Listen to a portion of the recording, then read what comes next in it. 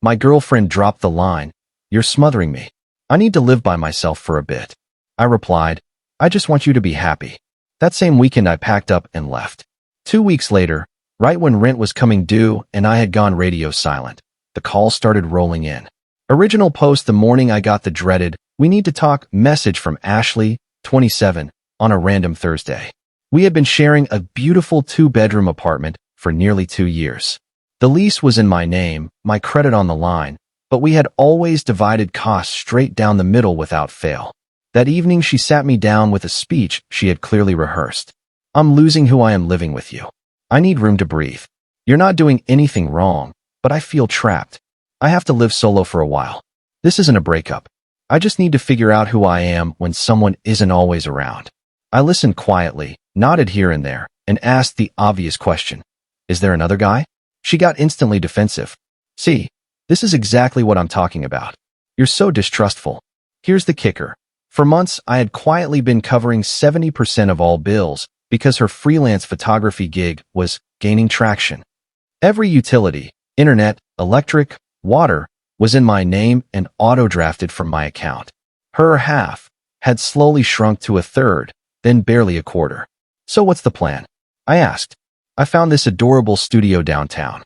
It's ideal for me. I can move in next month. We can keep dating, just with some distance." I stared at her for a long time. "You want me to be the one who moves out? Well, it makes more sense for you to find something new. This place is perfect for my gear, and you can work from anywhere." The apartment I had lived in for 4 years, that I had furnished from scratch, where I had built my entire home office setup, was suddenly perfect for her creative needs. "Okay," I said. "I want you to be happy." Her whole face brightened. She threw her arms around me and started gushing about how this break would make us stronger as a couple. That Saturday, I rented a moving truck. Update 1. The expression on Ashley's face when she walked in from her photography workshop, which I later discovered was actually brunch with friends toasting her bold life choice, was worth every penny of the truck rental. Half the apartment was completely bare. My desk, my triple monitor rig, my whole workstation, vanished. The massive living room TV, my consoles, the coffee table I had personally refinished, all gone. The KitchenAid, the espresso machine, the air fryer I bought, taken. I even grabbed the shower curtain because, technically, I paid for it.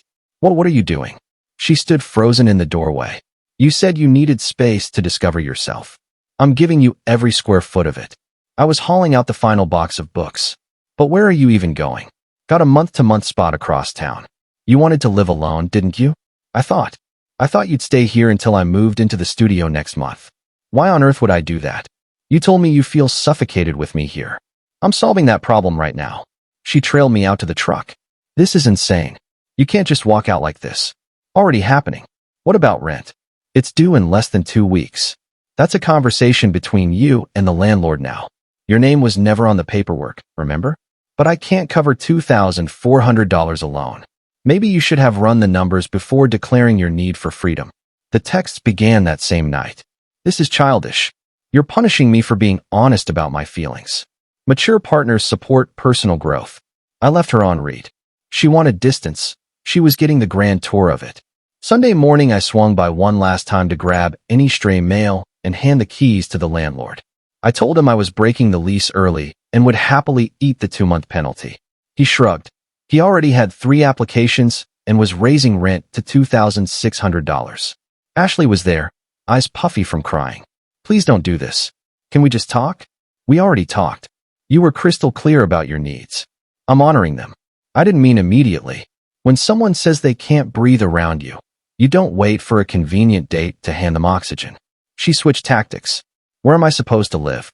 "You already picked out that perfect downtown studio for your photography empire, right? It's not available until the 1st, and it's $1,800. Sounds like something you'll have to figure out." All utilities were scheduled to shut off in 5 days when the billing cycle flipped. I had already transferred everything to my new address.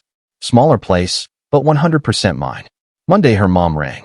"Daniel, honey, Ashley is devastated. Can't you two act like grown-ups and fix this?" We did act like grown-ups, Patricia. She voiced her needs. I respected them. But she has nowhere to stay. She has the studio she chose. Plus, she wanted independence. That includes independence from my roof and my bank account. You're being heartless. I'm being exactly what she requested. Absent. Wednesday, her best friend Meredith fired off a text. You're a complete jerk. She's crashing on my couch because of you. No reply. Thursday, another message from Ashley. Landlord gave me 3 days, or he starts eviction. Please come back.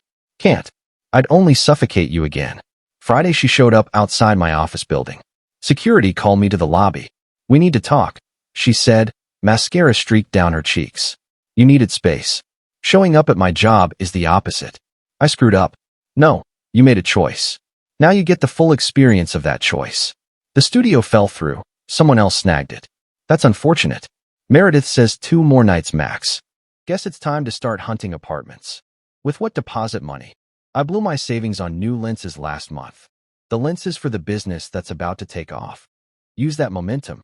She literally stomped her foot like a toddler. You're ruining everything over one conversation. You ruined everything the moment you decided I was suffocating you, yet still expected me to fund your solo adventure. That's not how adulthood works. I'll tell everyone what kind of person you really are. Go right ahead. Tell them how you wanted to live alone, but still wanted me to keep paying for the privilege. I'm dying to see how that lands.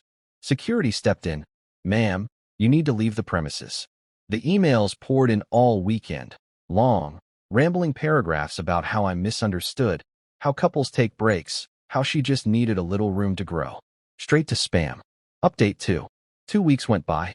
I was getting comfortable in the new apartment. Smaller, quieter, no camera gear exploding across every surface. No more pretending 3-day-old dishes were artistic.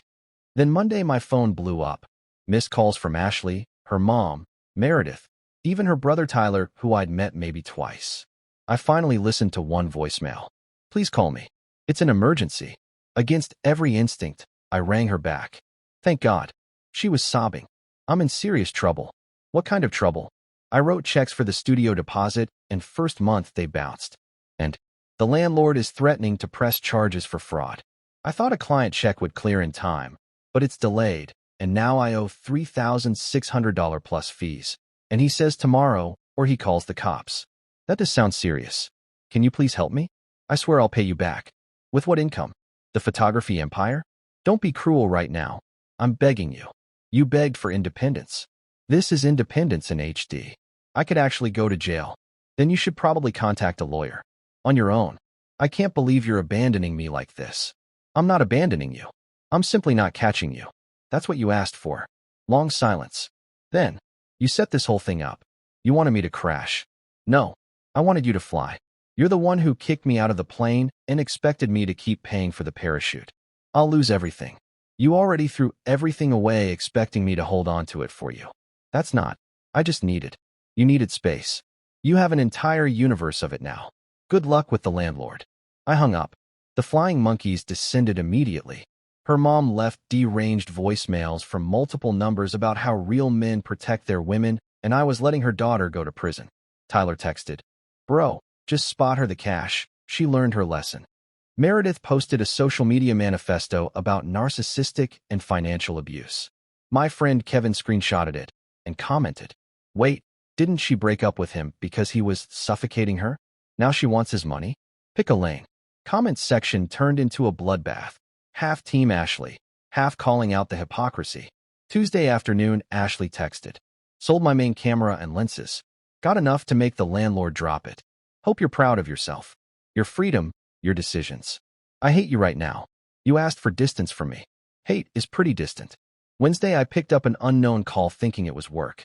Is this Daniel? Who's this? Connor. I'm a friend of Ashley's. Friend. Got it. What do you want? Look, man, she's struggling bad. Can't you just help her? Why don't you help her, Connor? It's not. We're not like that. Not like what? A couple? Because her IG stories from 2 weeks ago paint a different picture. The workshop, the client meetings at your place. Yeah, I know about you. She told you we were already done, right? He hung up. Thursday, she sent a novel-length email swearing Connor was meaningless, just ego strokes, and she now saw the error of her ways. Deleted unread. Friday morning, she was banging on my new apartment door. Still no idea how she found the address. 5 minutes, please. She looked like she hadn't showered in days. Same outfit. eyes swollen. 2 minutes. I completely messed up. Connor was nothing. I was scared of how serious we had gotten. I'd never lived truly alone and thought I needed to try it. But I assumed you'd still be my backup plan when I was done finding myself. You wanted me as a parachute, not a partner. No, I wasn't thinking. You wanted the perks of independence while I paid the price tag. I love you. You loved the lifestyle I provided. The nice apartment, the stability, someone else handling adult responsibilities while you played starving artist. That's not fair. Fair. You branded me controlling and suffocating to all your friends, then flipped the script and called me abusive when I actually gave you what you demanded. I'm sorry. Great. Time's up. Where am I supposed to go now? Connor? Mom? Meredith? You've burned every bridge? She broke down into ugly sobs. Please, I'll do anything. Do this. Leave me alone and figure your life out without me as a resource. You wanted independence? Welcome to the real version. I shut the door. Final update. 3 months have passed since I closed that door in her face. The first month was brutal. Ashley went full victim online, spinning a tale of financial abandonment while she was working on herself. Meredith captained the outrage train with tear-stained stories about emotional manipulation. But facts have a way of surfacing. Connor apparently noped out the moment she was actually single and broke. He ghosted within 10 days. Someone, definitely not me, dropped their private DMs in the comments. Ashley pleading for a place to stay. Connor saying he wasn't ready for anything serious. The same guy she blew up our relationship for wouldn't even lend her an air mattress. Public opinion did a 180 overnight. She ended up moving back with her parents. Word is her dad was livid, especially about the bounced checks and potential fraud charges. He forced her to take a full-time retail job at a big camera chain. No more building the brand, just folding tripods for minimum wage. Her Instagram went dark. Meredith and Ashley imploded when Ashley couldn't repay an $800 loan. Meredith publicly called her out for playing victim while stiffing friends. Ashley's mom sent one final email 2 months ago. Subject, you won. Body, I hope you're happy. She's miserable. Cries herself to sleep. You destroyed her life because you couldn't forgive one mistake. I actually responded. She didn't lose her life because I refused to forgive. She lost it because she threw it away expecting me to keep it safe for her. I simply declined to be her safety net. That's not victory. That's just self-respect. No reply. Last week, I bumped into her at Trader Joe's. She was in her work polo, buying the $6 bottle of wine she used to mock as desperate. Our eyes met. She opened her mouth like she might speak. I gave a polite nod and kept walking. Then last night her brother Tyler messaged. First time, he wasn't asking me to bail her out. Hey man, this is random, but Ashley finally came clean about everything. The cheating, the manipulation, assuming you'd always finance her dreams. She's in therapy now, dad's rule for living at home. Just wanted to say sorry for how I came at you before. You did what you had to do. I told him no hard feelings and wished him well. That's the end of the saga. Am I celebrating her downfall?